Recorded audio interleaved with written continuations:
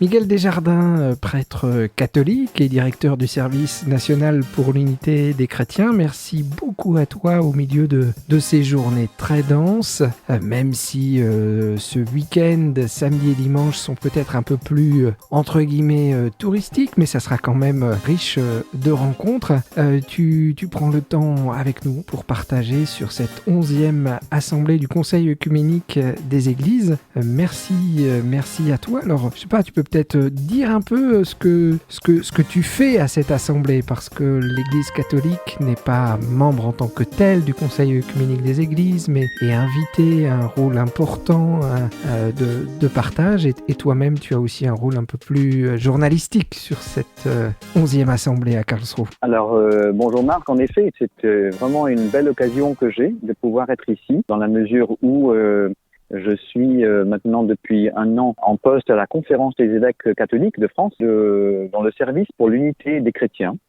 Et à ce titre-là aussi, je suis rédacteur en chef de la revue interconfessionnelle Unité des chrétiens. Et je suis aussi membre de la communauté du Chemin Neuf, qui œuvre tout particulièrement pour l'unité des chrétiens depuis ses débuts. Et alors, il y a pour moi cette occasion de venir participer, comme environ 90, non plutôt 70 autres catholiques. Nous sommes ici, dont une vingtaine qui représentent la délégation officielle du dicaster pour la promotion de l'unité des chrétiens à Rome.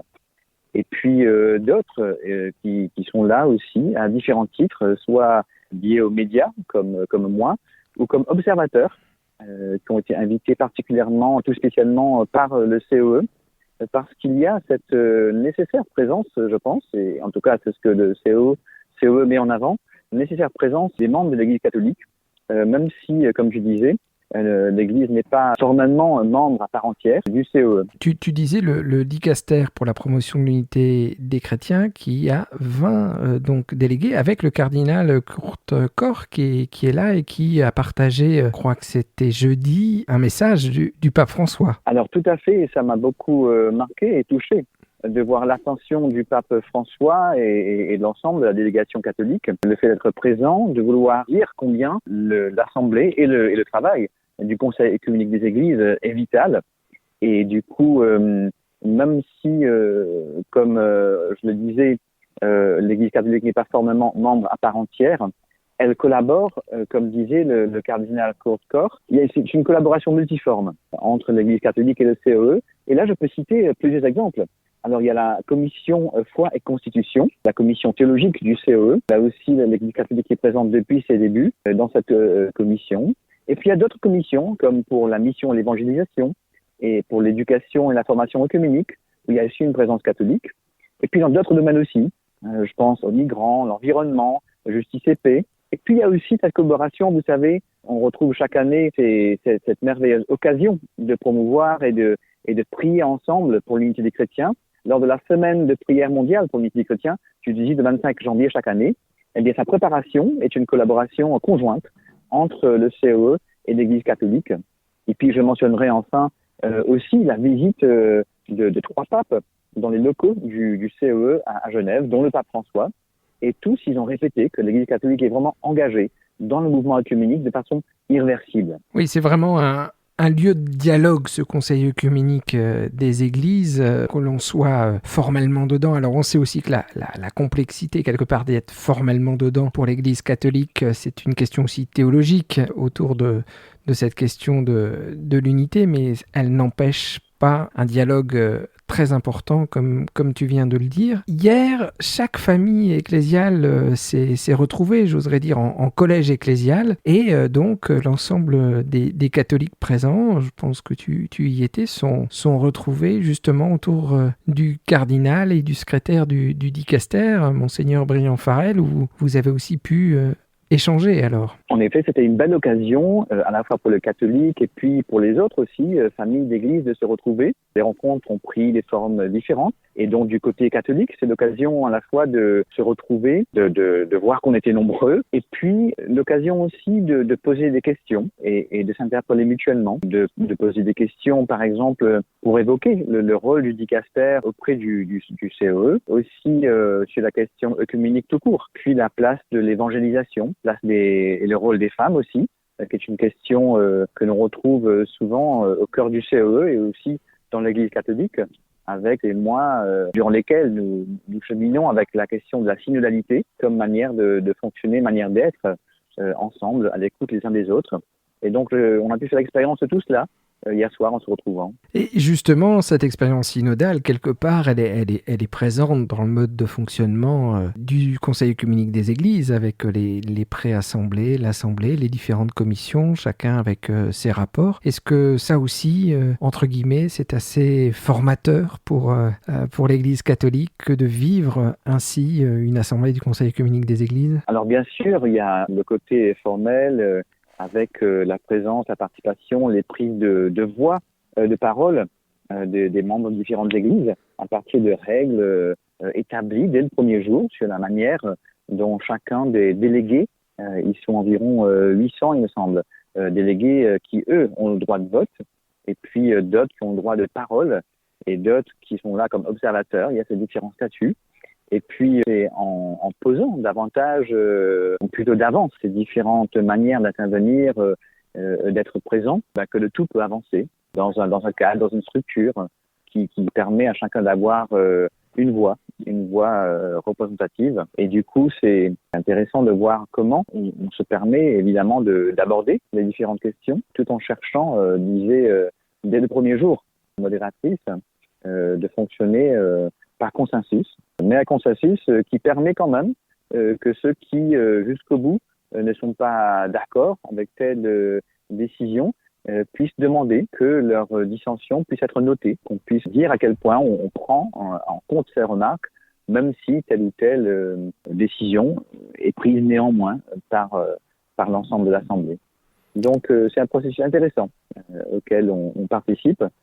Voilà. Alors tu disais avoir été touché par le message du pape François, qui était rédigé en espagnol à cette assemblée.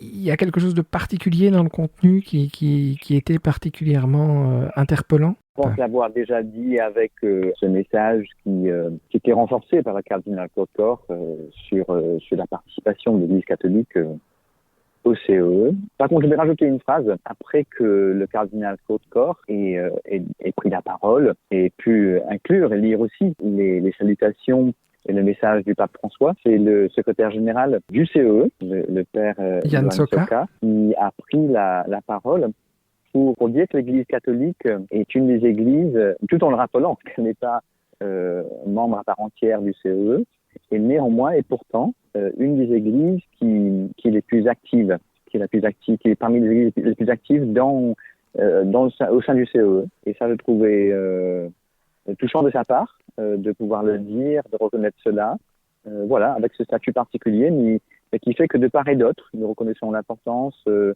l'Église catholique puisse être présente et avancer ensemble dans les travaux qui sont abordés. Dans ce que tu as entendu jusqu'à maintenant de cette assemblée, est-ce qu'il y a un élément, quelque chose qui t'a interpellé, touché, ou dans ce qui a été vécu, que ce soit les célébrations ou autre temps moins formel peut-être même aussi de ce rendez-vous? Je crois que ce qui me touche tout d'abord, et c'était dès le premier jour, c'est la diversité des personnes, des participants venus du monde entier, parlant toutes les langues, dans tous les pays, portant des habits typiques au quotidien pour certains. On a vraiment ce sentiment du corps du Christ, du monde entier qui se réunit. Et ça, c'est très fort comme expérience. Et puis, c'est l'occasion de faire des rencontres étonnantes, comme hier, pour moi, autour du déjeuner, avec ce pasteur pentecôtiste du Zimbabwe, moi qui suis prêtre catholique en France. Eh bien, il m'a partagé les difficultés de sa mission, et on a pu avoir ce partage, cet échange inouï. Lui qui venait de loin, et qui vivait, et qui vit, quand il est de retour chez lui, une réalité si différente. Je crois que l'autre chose qui me marque et qui est vitale, c'est que nos journées, qui sont assez longues et bien remplies, sont rythmées par la prière. Dès le début du jour, et puis à différents moments de la journée, nous chantons, nous prions dans toutes les langues, et à partir de nos différentes traditions ecclésiales. Et on cherche ensemble ce don de la paix et de l'unité, qui sont voulus par Dieu, tel qu'il la veut, par les moyens qu'il veut, suivant la prière de Paul Couturier. Et puis, il y a aussi ce logo le logo de cette 11e assemblée du Conseil œcuménique des Églises qui présente 4 éléments qui sont imbriqués, qui se touchent. Dans ce logo, il y a une croix, un cercle, une colombe, et puis des lignes courbes horizontales qui s'entrecroisent. Et ça me parle, en fait, au quotidien de ce que je vis ici. Il y a ces lignes courbes horizontales qui représentent comme un chemin ensemble, le chemin ensemble que nous vivons, un membre de différentes églises. Il y a la colombe, à la fois un messager de paix, mais aussi signe de l'Esprit Saint qui nous guide, qui nous conduit sur ce chemin. Il y a ce cercle qui représente la terre, le monde entier qui se rassemble. Et puis il y a la croix du Christ. C'est le Christ qui nous rassemble et c'est par la grâce de Dieu que nous pourrons avancer ensemble sur ce chemin qui est un chemin vers la réconciliation, vers l'unité, vers la paix. Je sens que ces 3 mots, c'est vraiment le fil rouge que j'entends à travers toutes les prises de parole, tous ces discours, toutes ces rencontres, même informelles, que nous vivons ici. Merci beaucoup, Miguel Desjardins, de tout ce partage et de tout ce que tu viens de nous dire là, qui est effectivement très important, et cette symbolique de ces 4 dessins qui sont sur ce logo de cette 11e assemblée du Conseil œcuménique des Églises à Karlsruhe. Alors, je te souhaite de continuer de découvrir plein de belles choses dans cette assemblée, et notamment dans ces rencontres peut-être un peu moins formelles de ce week-end, samedi, dimanche, où les délégués, vous allez pouvoir choisir un peu des lieux, délégués et invités et observateurs, des lieux à visiter, et puis aussi ceux qui sont pas très loin de Karlsruhe, de l'Alsace, vont pouvoir aussi venir, aussi du côté de la Suisse pour différentes rencontres, différents lieux. Est-ce que tu peux nous dire, pour terminer, les lieux éventuels où tu penses aller, où tu vas aller ce week-end? Alors, il y a en effet près de 40 lieux samedi et 40 lieux dimanche.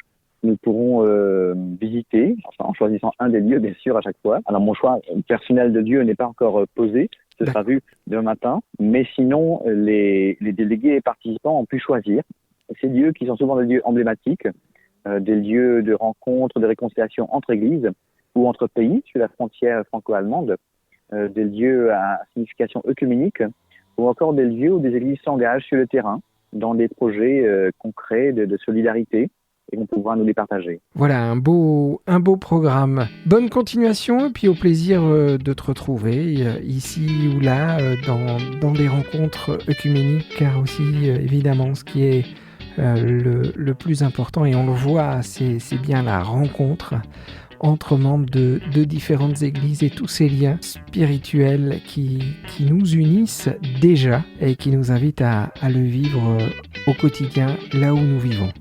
Bonne continuation encore à toi. Merci Marc, à une prochaine fois.